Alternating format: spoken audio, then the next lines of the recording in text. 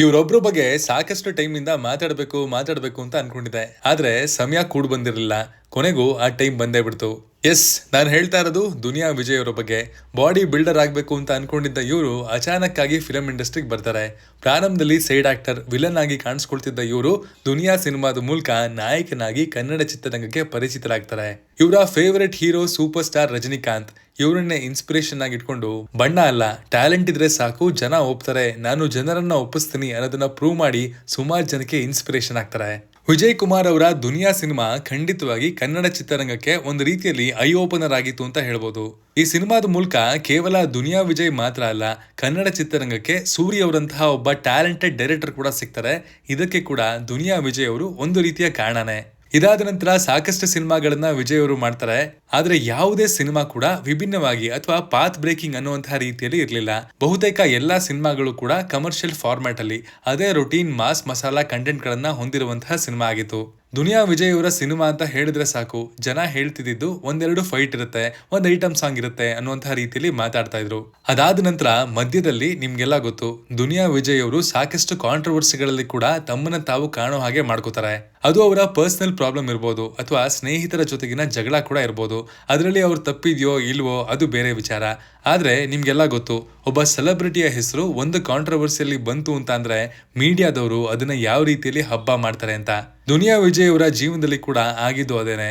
ಒಂದು ಕಡೆಯಲ್ಲಿ ಫಿಲಂ ಇಂಡಸ್ಟ್ರಿಯಲ್ಲಿ ಹೇಳ್ಕೊಳ್ಳುವಷ್ಟು ದೊಡ್ಡ ಮಟ್ಟದ ಗೆಲುವು ಅವರನ್ನ ಕೈ ಹಿಡಿತಾ ಇರ್ಲಿಲ್ಲ. ಇನ್ನೊಂದು ಕಡೆ ಈ ರೀತಿ ಅವರ ಹೆಸರು ಸಾಲು ಸಾಲಾಗಿ ಕಾಂಟ್ರವರ್ಸಿಯ ಜೊತೆಗೆ ಕೇಳು ಬರ್ತಾ ಇತ್ತು. ಅವರ ಕೆಲವೊಂದು ಹೇಳಿಕೆಗಳು ಕೂಡ ಮೀಡಿಯಾದಲ್ಲಿ ರಿಪೀಟ್ ಆಗಿ ಟೆಲಿಕಾಸ್ಟ್ ಆಗ್ತಾ ಇತ್ತು. ಸಾಮಾಜಿಕವಾಗಿ ಜನರ ಮೇಲೆ ಅದು ಒಂದು ರೀತಿಯಲ್ಲಿ ನೆಗೆಟಿವ್ ಆಗಿ ಪರಿಣಾಮ ಬೀರ್ತು ಅಂದ್ರೂ ಕೂಡ ತಪ್ಪಾಗಲ್ಲ. ಜನರಿಗೂ ಕೂಡ ವಿಜಯ್ ಕುಮಾರ್ ಅವರ ಮೇಲಿನ ಒಪಿನಿಯನ್ ಚೇಂಜ್ ಆಗೋದಕ್ಕೆ ಸ್ಟಾರ್ಟ್ ಆಗುತ್ತೆ. ಒಬ್ಬ ಪೊಲಿಟಿಷಿಯನ್ ಆಗಿ ಇದನ್ನ ಬದಲಾಯಿಸ್ಕೊಳ್ಳೋದಕ್ಕೆ ಮೀಡಿಯಾಗಳ ಸಹಕಾರ ಕೂಡ ಇರುತ್ತೆ.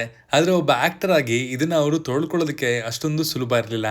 ಯಾಕಂದ್ರೆ ಇಲ್ಲಿ ಕಲೆಯಿಂದ ಮಾತ್ರನೇ ಕೊಳೆಯನ್ನ ತೊಳೆಯೋದಕ್ಕೆ ಸಾಧ್ಯ. ಅಷ್ಟೆಲ್ಲಾ ಕಷ್ಟ ಇದ್ರೂ ಕೂಡ ದುನಿಯಾ ವಿಜಯ್ ಅವರು ತಮ್ಮ ಮೇಲೆ ಜನರಿಗೆ ಇದ್ದಂತಹ ಅಭಿಪ್ರಾಯವನ್ನ ಬದಲು ಮಾಡೋದಕ್ಕೆ ಹೆಚ್ಚು ಸಮಯ ತಗೊಳ್ಳಿಲ್ಲ. ಎಲ್ಲದಕ್ಕಿಂತ ಹೆಚ್ಚಾಗಿ ಅವರ ಕಂಬ್ಯಾಕ್ ಖಂಡಿತವಾಗ್ಲೂ ಕನ್ನಡದ ಗ್ರೇಟೆಸ್ಟ್ ಕಂಬ್ಯಾಕ್ ಗಳಲ್ಲಿ ಒಂದಾಗಿದೆ ಅನ್ನೋದ್ರಲ್ಲಿ ಅನುಮಾನನೇ ಬೇಡ.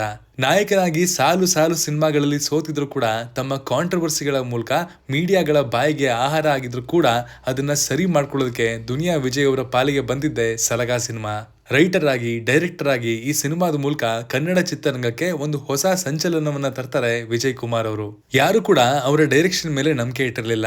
ಇದು ಕೂಡ ಮೂರಲ್ಲಿ ಮತ್ತೊಂದು ಸಿನಿಮಾ ಅಂತ ಆಡ್ಕೊಂಡವ್ರೆ ಹೆಚ್ಚು. ಆದ್ರೆ ಆಡ್ಕೊಳ್ಳೋರು ಆಡ್ಕೊಳ್ಳಿ, ನಾನೇನು ಅಂತ ತೋರಿಸ್ತೀನಿ ಮಕ್ಳ ಅಂತ ಅಖಾಡಕ್ಕೆ ಇಳಿದಿದ್ದೆ ಸಲಗ ಎದುರಾಗಿದ್ದಂತಹ ಕೋಟಿಗೊಬ್ಬರನ್ನ ಕೂಡ ಕ್ಲಾಶ್ ನಲ್ಲಿ ಮಕಾಡೆ ಮಲಗಿಸಿತು.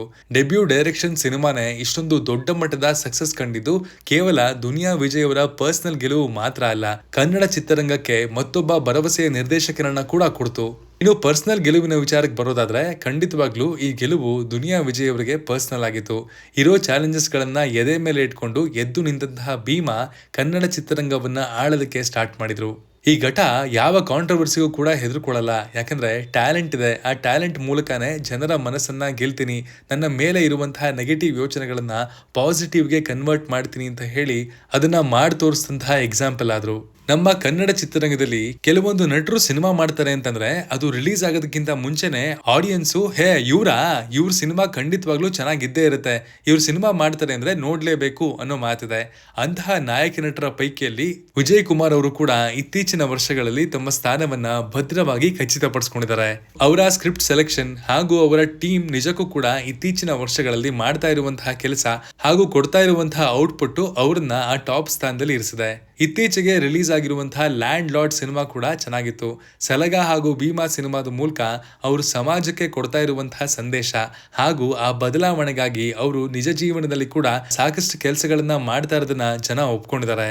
ಒಂದು ಕಾಲದಲ್ಲಿ ಇದ್ದ ದುನಿಯಾ ವಿಜಯ್ ಇಮೇಜು ಈಗ ಕೇವಲ ಸಿನಿಮಾದಲ್ಲಿ ಮಾತ್ರ ಅಲ್ಲ, ಸಿನಿಮಾದ ಮೂಲಕ ಸಮಾಜದಲ್ಲಿ ಕೂಡ ನಿಜವಾದ ಸಕಾರಾತ್ಮಕ ಬದಲಾವಣೆಯನ್ನ ತರಬೇಕು ಅನ್ನೋ ಹೋರಾಟದಲ್ಲಿದ್ದಾರೆ ಈ ಮನುಷ್ಯ ಅನ್ನೋದನ್ನ ಪ್ರತಿಯೊಬ್ರು ಕೂಡ ಮಾತಾಡ್ಕೋತಿದ್ದಾರೆ. ಕೇವಲ ತಾವು ಮಾತ್ರ ಅಲ್ಲ, ತಮ್ಮ ಇಬ್ರು ಮಕ್ಕಳನ್ನ ಕೂಡ ಈಗಾಗಲೇ ಇಂಡಸ್ಟ್ರಿಗೆ ಇಂಟ್ರೊಡ್ಯೂಸ್ ಮಾಡಿದ್ದಾರೆ. ಸಿಟಿ ಲೈಟ್ ಸಿನಿಮಾದ ಮೂಲಕ ಕೇವಲ ಡೈರೆಕ್ಟರ್ ಆಗಿ ಕೂಡ ಕನ್ನಡ ಚಿತ್ರರಂಗದಲ್ಲಿ ತಮ್ಮನ್ನ ತಾವು ಪ್ರೂವ್ ಮಾಡ್ಕೊಳ್ಳೋದಕ್ಕೆ ಹೋಗ್ತಾ ಇದ್ದಾರೆ. ಇದರಲ್ಲಿ ಕೂಡ ಅವರು ಯಶಸ್ಸನ್ನ ಕಾಣ್ತಾರೆ ಅನ್ನೋದು ನಮ್ಮ ಅಭಿಪ್ರಾಯ ಮತ್ತು ನಂಬಿಕೆ. ಯಾಕಂದ್ರೆ ಆಡಿಯನ್ಸ್ ಪಲ್ಸ್ ಅನ್ನ ಯಾರು ಅರ್ಥ ಮಾಡ್ಕೊಳಕ್ಕಾಗಲ್ಲ, ಆದ್ರೂ ಕೂಡ ಆ ಪಲ್ಸ್ಗೆ ಹತ್ತಿರವಾಗುವಂತಹ ರೀತಿಯಲ್ಲಿ ಅವರು ಸಿನಿಮಾಗಳನ್ನ ಮಾಡ್ತಾ ಇದ್ದಾರೆ. ಹೀಗಾಗಿ ಕೇವಲ ತಮ್ಮ ಆಕ್ಟಿಂಗ್ ಸ್ಟ್ಯಾಂಡರ್ಡ್ ಮಾತ್ರ ಅಲ್ಲ, ಡೈರೆಕ್ಟರ್ ಆಗಿ ಕೂಡ ತಮ್ಮ ಬ್ರ್ಯಾಂಡ್ ಅನ್ನ ಕನ್ನಡ ಚಿತ್ರರಂಗದಲ್ಲಿ ಸಾಬೀತುಪಡಿಸ್ಕೊಳ್ತಾರೆ ಎನ್ನುವಂತಹ ಭರವಸೆ ನಮಗಿದೆ. ಒಬ್ಬ ನಿರ್ದೇಶಕನಾಗಿ ಜನರು ಅವರನ್ನ ನಂಬಿದರೆ ಎನ್ನುವಂತಹ ಜವಾಬ್ದಾರಿಯನ್ನ ಅವರು ಯಾವತ್ತೂ ಕೂಡ ಟೇಕ್ ಇಟ್ ಫಾರ್ ಗ್ರಾಂಟೆಡ್ ಅನ್ನುವಂತಹ ರೀತಿಯಲ್ಲಿ ಇನ್ನು ಮುಂದೆ ತಗೊಳ್ಳಲ್ಲ ಅನ್ನೋದು ನಮ್ಮ ನಂಬಿಕೆ. ಬಿಕಾಸ್ ಮುಂಚೆ ಆ ಎಕ್ಸ್ಪೀರಿಯನ್ಸ್ ನ ಅವ್ರು ಮಾಡಿದ್ದಾರೆ. ಹೀಗಾಗಿ ಈ ಅವಕಾಶನ ಈ ಬಾರಿ ಕೇವಲ ಡೈರೆಕ್ಟರ್ ಆಗಿ ಸರಿಯಾದ ರೀತಿಯಲ್ಲಿ ಉಪಯೋಗಿಸ್ಕೊಳ್ತಾರೆ ಅನ್ನುವಂತಹ ಭರವಸೆ KFI ನ ಆಡಿಯನ್ಸ್ಗೂ ಇದೆ. ಈ ಎಲ್ಲ ಬದಲಾವಣೆಗಳು ಇತ್ತೀಚಿನ ವರ್ಷಗಳಲ್ಲಿ ಅವರನ್ನ ಇನ್ನಷ್ಟು ಹೆಚ್ಚಿನ ಜನರು ಇಷ್ಟಪಡೋದಕ್ಕೆ ಕಾರಣವಾಗಿದೆ. ಯಾವುದು ಕೂಡ ಶಾಶ್ವತ ಅಲ್ಲ. ಒಂದು ಕಾಲದಲ್ಲಿ ಅವ್ರನ್ನ ಇಷ್ಟಪಡದೇ ಇರುವಂತಹ ಜನ ಈಗ ಅವರ ಸಿನಿಮಾಗೆ first day first show ticket ಅನ್ನ ತಗೊಂಡು ಹೋಗ್ತಾ ಇದ್ದಾರೆ.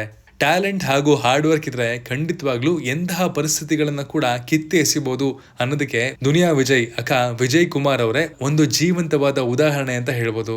ಇದಾಗಿತ್ತು Phoenix of KFI Duniya Vijay ಅವರ ಜರ್ನಿ. ವಿಡಿಯೋ ಇಷ್ಟ ಆಗಿದ್ರೆ ನಮ್ಮ ಚಾನಲ್ ಅನ್ನ ಸಬ್ಸ್ಕ್ರೈಬ್ ಮಾಡ್ಕೊಳ್ಳಿ. Signing off, Manu.